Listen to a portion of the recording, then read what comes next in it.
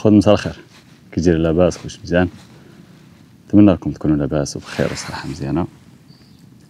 اليوم غنديرو شي حاجة مختلفة شوية، غنعاود لكم ستوري. كانت سنة 1817 فواحد القرية صغيرة في ولاية تينيسي في أمريكان.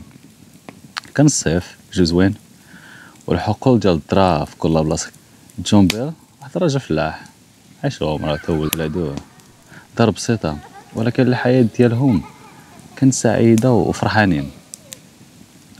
واحد العشية وهو راجع من الخدمة شاف واحد الحيوان قريب للكلب، ما عمرو شافو في الفيرما ديالو، ولكن الغريب هو هاد الكلب هذا يعني احمر بحال الجمر. حاول جون بيل انه يقرب ليه، ولكن داك الحيوان اللي شبيه للكلب اختفى وما عمرو شافو. من ديك الليلة بدات عائلة بيل كتسمع اصوات غريبة وفي اوقات متأخرة من الليل. برا كيسمع شي حد كيدق في الحيط، برا كيكونوا خرباشات بحال شي حد كيجر ضفارو في الخشب. الا عرفتوا هاد الصوت هذا، البيبان كيتحلوا بوحدهم. واحد النهار وليدات بيل كيجريو مخلوعين كيغوتو وكيقولوا باللي شافوا واحد المرأة في الغرفة ديالهم لابسه كلشي كحل. ولاش تقريبا ديال باباهم باعو كتقول لهم باللي أنا وباباكم هو السبب. الظواهر اللي بدات بصوت والباب كيتحل وكيتسد وخربشات في العود ولات أسواء. جون بيل بعض المرات كيتعرض لشلل مفاجئ، ما كيقدرش يزيد، بعض المرات ما كيقدرش ياكل، ولا كيشوف خيال في الدار كيتمشى وكيحس بواحد اليد باردة كتقجو بالليل. حتى بنتو باتسي كتفيق بالليل كتغوت بلي شي حاجة كتضربها وكتجرها من شعرها. من الحياة المملة اللي كانوا عايشين قبل عائلة بيل كلشي تقلب، ولا كيخافوا ينعسوا لا طرا لهم شي حاجة بالليل. قبل ما نكمل باغي ندير لكم واحد الفلاش باك. كان واحد القصة كدور في الكاونتي ولا في الفيلاج فين عايشين. هاد القصة كترجع لفاش بيل كان عنده 22 عام، قبل ما يتزوج وقبل ما يكون عنده الولاد. كان عايش قرب لواحد السيدة سميتها بات كيت. هاد السيدة كان ديم بينهم بجوج مشاكل، علاش وكيفاش ما كنعرفوش.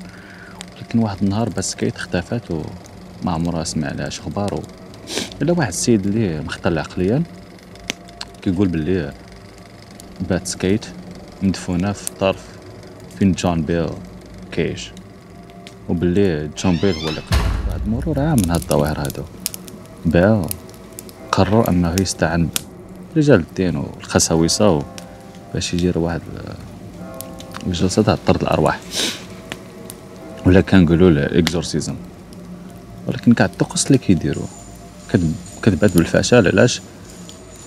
في كل مرة كيجي شي رجل تاع الدين ولا شي قس كي كنقولوا لديك الدار، الصوت ديال ديك المرة كيبدا والصوت مرتفع بزاف بحيث الطقس ما كيقدر انه يصبر على داك الصوت. الو كلهم كيخرجوا من بعد دقائق بسيطة مورا ما دخلوا للدار. وبقات الحالة بحال هكاك 3 سنين موراها كلشي في الدار مخلوع، والحياة ديالهم ولات كئيبة بزاف، سواء نفسيا سواء معنويا. علاش؟ حيت حتى الناس تقريبا مابقاش كينعسوا وديما مخلوعين.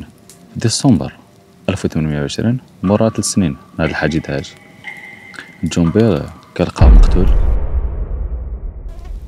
مراتو لقات واحد القرعة ديال السم حداه، ولكن حتى شي حد ما عرف كيفاش وعلاش. حتى عائلتو ما تيقوش باللي جون بيل انتحر. من داك النهار الظواهر اللي كانت في الدار ما بقاتش الا نادرا. فاش كيسمع نفس المراه كتضحك بحال قلتي ضحكه تاع الفرح ولا ضحكه الفوز. هاد القصه كان بصح في السجلات التاريخيه في الامريكان وسميتها The Bell Witch Hunting، من اشهر الاحداث الحقيقيه ولا based on true stories. داروا فيلم بنفس العنوان The Bell Witch Hunting.